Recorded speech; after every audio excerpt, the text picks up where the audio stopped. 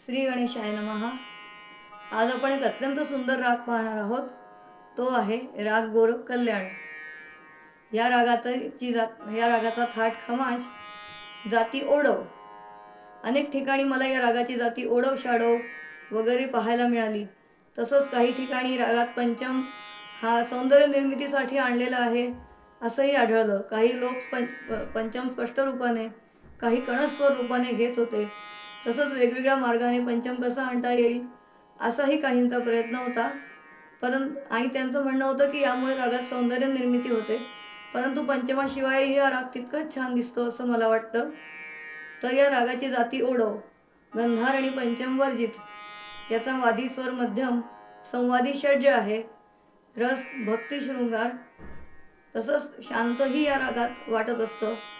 आणि याचा गायन समय रात्रीचा दुसरा प्रहर आहे। आता आपण याचे आरोह अवरोह आणि चलन पाहूया। प्रथम आरोह।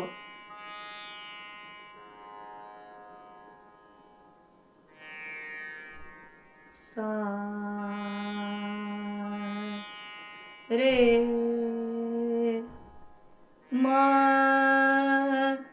धा नी धा सा सा अवरोह। सा नी ध म रे म रे सा नी ध सा। चलन सा नी ध म रे म रे सा नी ध सा म ध नी ध सा।